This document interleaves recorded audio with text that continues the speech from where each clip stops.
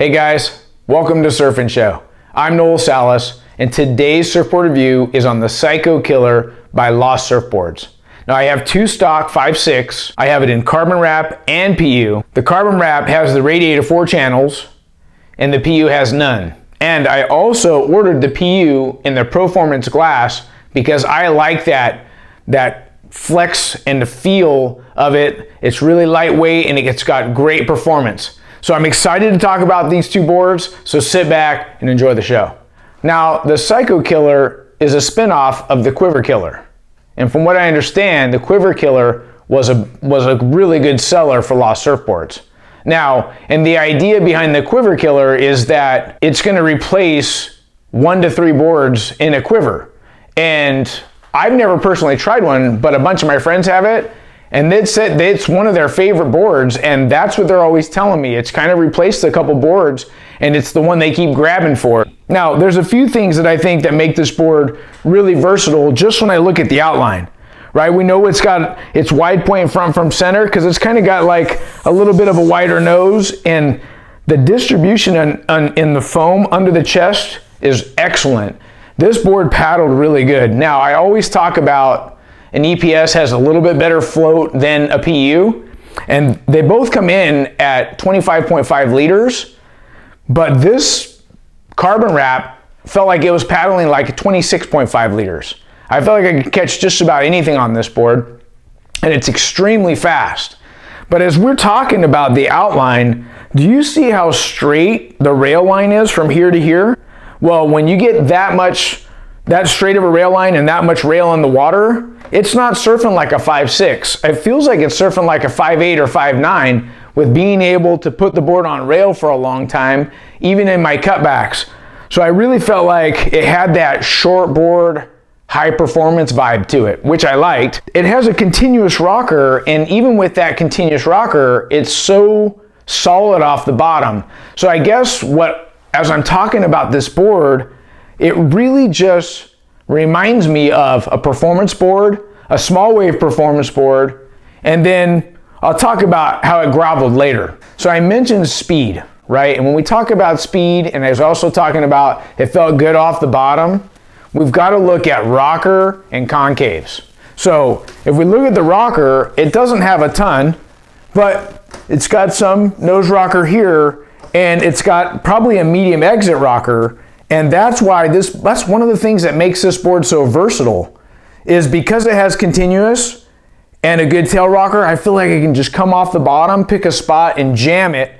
And you know, I'm really bummed we didn't get big waves or super hollow waves to test this out on, but this board I think can handle 6-foot surf no problem. It's that versatile.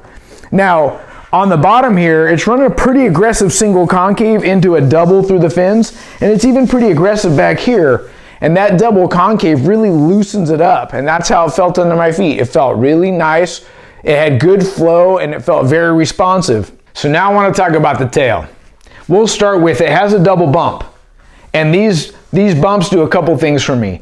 It reduces surface area, then here's another bump, it reduces surface area. And every time we reduce surface area, I'm able to do tighter turns in the pocket and get a little bit more performance out of the board.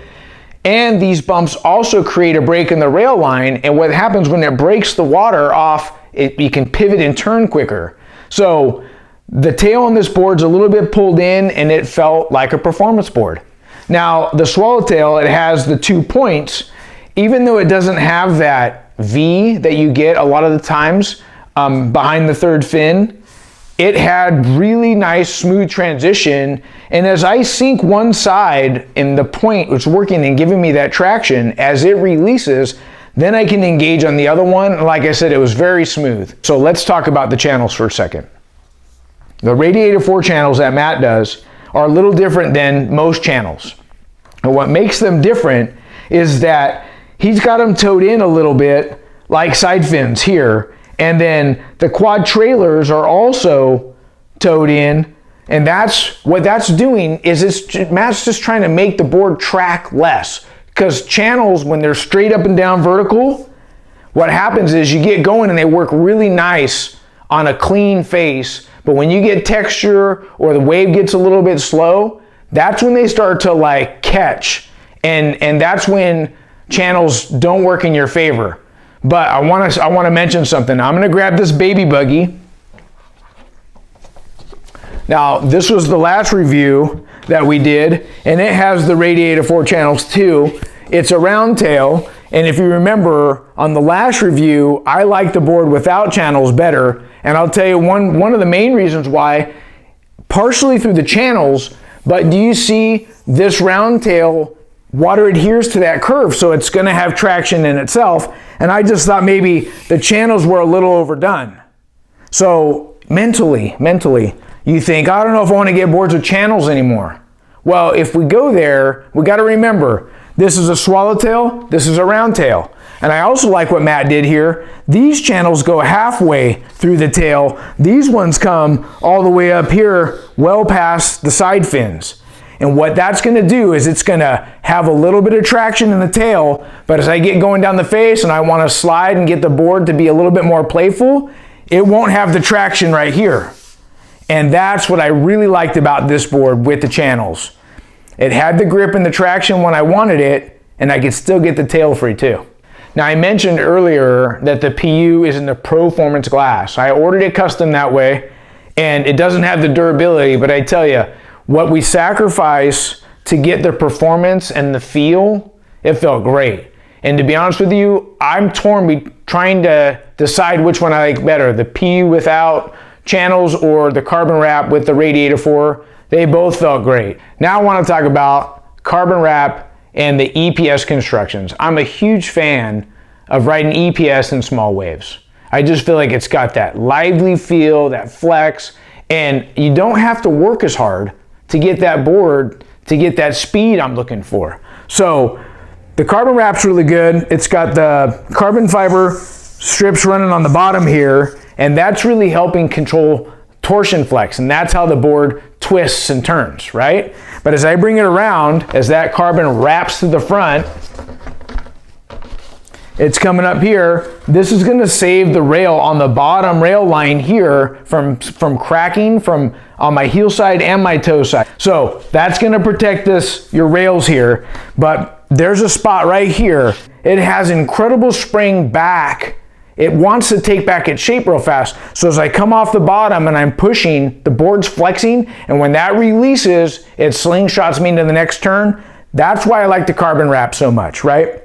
Now, this is a stringless EPS core, so where they're using this carbon fiber right here in the middle, that's acting as the spine of the board. So that's going down the line, and I'm getting speed. The board's flexing, springing back, flexing, springing back. That's what this is for. And it's also giving me a little extra durability because my front foot's right here, and there's not a lot of pressure dents here, so the carbon wrap's pretty durable. And the last thing is the way they're laying the glass. They call it X glass. It's running in 45 and negative 45 as opposed to the 0 and the 90 degrees. And what's that going to do? That's going to prevent buckles, and they're also running this nylon stitch from nose to tail on the entire deck, and that kind of just holds it all together. Let's have a look at a couple waves together.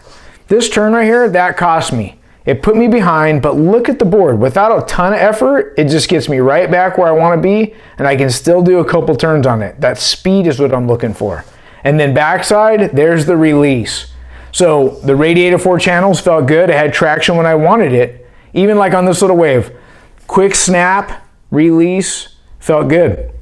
And then backside PU, just feeling solid with some snap. So now I want to talk about how I chose fins for this board. If you can see the wall here, I've got a lot of options. It's really easy for me to just grab my favorites. And I'm sure you're wondering what my favorites are. It's the Kolohe Andino Large, and I've been riding the yellow ones. So that's where I started. His older set, they revised it, they painted, this is his new one, and I just started using these. Now, it's really easy for me to just grab that, go surf, test for surfboards, but it's so much more than that. So let's just say I started with my favorite to give the board a fair shake and really tell me what it's doing. These felt great, right? Now, as the waves got a little bit smaller, you guys know I like the Performer and the Neo Glass. I'm gonna get more flex out of these, and I'm gonna get the board flexing and the fin, so it's maximizing my drive and my spring and in and out of turns. These also have that inside fin technology, so quick turns rail to rail, and it's got that flex. So Performer Neo Glass, a little bit more affordable fin, great fin. I ran the new Matt Biola's fin. This is a Performance Core Carbon. So this fin's a little bit stiffer than these two, and it felt pretty good too. And the reason I wanted to try these is because this fin is designed to work with Matt's boards. And this is the first time I've tried these, and they actually felt pretty good. Even though I was in small waves the whole time, I wanted to go with a quad just so that I could get the speed. And the flex didn't feel too bad. I'd say I'd probably like this when the waves get hollow and it's got some punch. That's when I'd step into these carbon fins. But the quad felt great for you guys that love quads.